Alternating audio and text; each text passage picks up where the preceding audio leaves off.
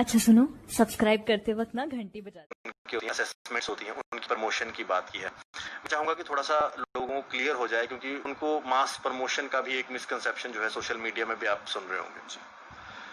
जी, जैसा आप जानते हैं कि कल हमने एक नोटिफिकेशन जारी किया यूनिवर्सिटी की तरफ से, और वो जो नोटिफिकेशन है ये अंडर ग्रेजुएट एग्जाम्स के लिए है, जो सेकेंड सेमेस्टर, फोर्थ सेमेस्टर और सिक्स सेमेस्टर एग्जामिनेशंस होने हैं कॉलेजेस के जो स्टूडेंट्स हैं, हमारे एफिलिएटेड कॉलेजेस के स्टूडेंट्स हैं।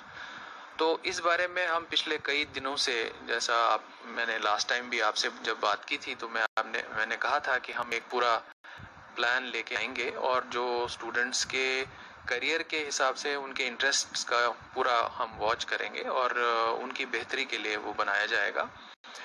तो वही प्लान जो था वो पिछले 10-15 दिन से हम लोग काफ़ी सारी मीटिंग्स हमने करी, जो हमारे सीनियर डीन्स हैं, सीनियर फंक्शनरीज यूनिवर्सिटी की हैं और कन्वीनर्स बोर्ड ऑफ स्टडी हैं, जो कि सिलेबस बनाते हैं, जो ये डिसाइड करते हैं कि एग्ज़ाम किस तरह का होना चाहिए।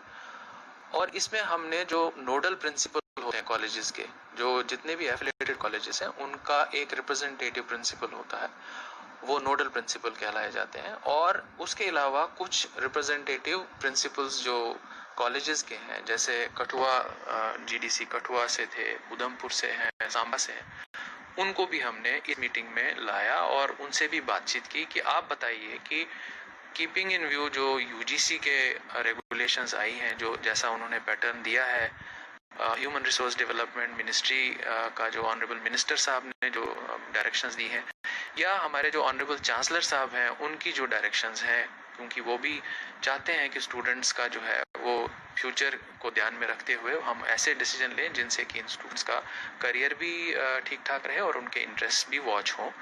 तो ये सारा कुछ देख के हमने एक डिटेल्ड वर्क बनाया कि कैसे ये चीज़ इम्प्लीमेंट हो सकती है, अडॉप्ट हो सकती है।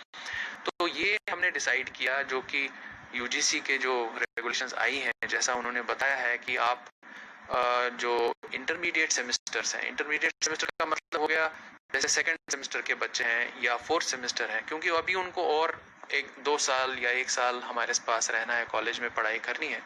तो उनके लिए ये फैसला हुआ कि उनका जो एग्जामिनेशन था वो हम अब एग्जामिनेशन तो हम नहीं ले पाएंगे, क्योंकि आपको पता ही है हालात इस टाइम कोविड-19 की वजह से मुनासिब नहीं है। हमने उनके लिए एग्जामिनेशंस पहले अप्रैल में लेने थे और वो डेट शीट्स भी तैयार हो रही थी। 23 अप्रैल से हमने डिसाइड किया था कि 6 सेमेस्टर के एग्ज़ाम लेंगे, लेकिन लॉकडाउन की वजह से और इस परेशानी की वजह से, कोविड-19 की वजह से हम लोग वो एग्ज़ाम उस टाइम नहीं ले पाए।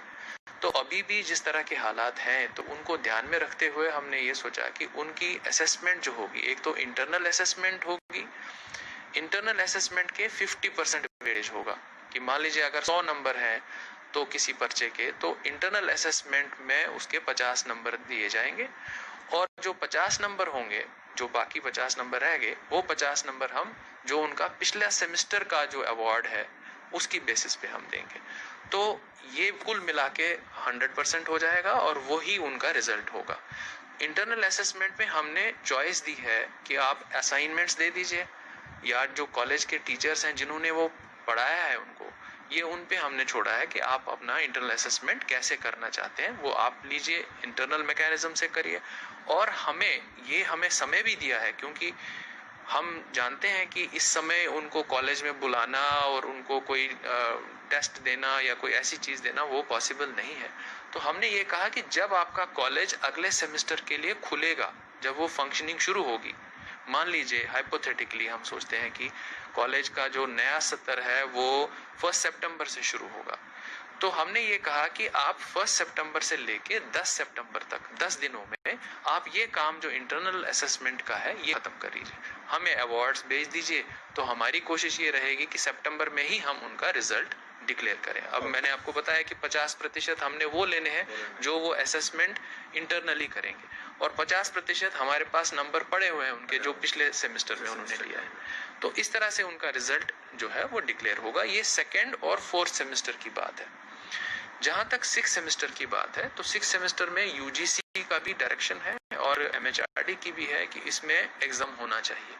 अब एग्ज़ाम अगर हम जो हमारा कन्वेंशनल तरीका है पेन और पेपर लेके जो हम एग्ज़ाम लेते हैं, उसमें हमें ये खदशा है कि जब वो एग्ज़ाम शुरू करेंगे हम, जब भी हालात सही होंगे और एग्ज़ाम लिया जाएगा, तो आप समझ सकते हैं कि हमारे पास कोई 40,000 करीब बच्चे हैं। तो अगर उनको 4-4 पेपर में एग्ज़ाम देना है तो वो कितने स्क्रिप्ट्स होंगे? वो 1,60,000 के करीब, अंदाज़न मैं कह रहा हूँ। तो 1,60,000 स्क्रिप्ट्स को हमें फिर जल्दी से इवैल्यूएट भी कराना है, क्योंकि ये टर्मिनल सेमेस्टर के बच्चे हैं। इनको इसके बाद कहीं एडमिशन लेना है MA में, MSc में, या कहीं और किसी अच्छे प्रोग्राम में इनको जाना है, तो इनको रिजल्ट चाहिए होगा। तो वो रिजल्ट जल्दी से जल्दी पॉसिबल नहीं है अगर हम कन्वेंशनल तरीके से करते हैं, क्योंकि इनकी इवैल्यूएशन होगी।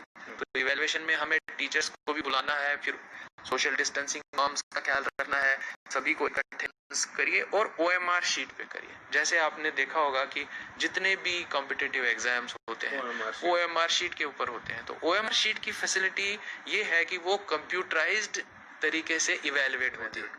तो मेरे अंदाजे से अगर हम इतने सारे स्क्रिप्ट्स हमारे पास आ जाते हैं तो हमें कोई 10 दिन से ज्यादा समय नहीं लगना चाहिए इनका रिजल्ट निकालने, क्योंकि उसमें तो स्कैनिंग करनी है और रिजल्ट ऑटोमेटिकली आपका, अभी उसके लिए बातचीत चल रही है। अगले कुछ दिनों में उनके बारे में भी डिसीजन हो जाएगा।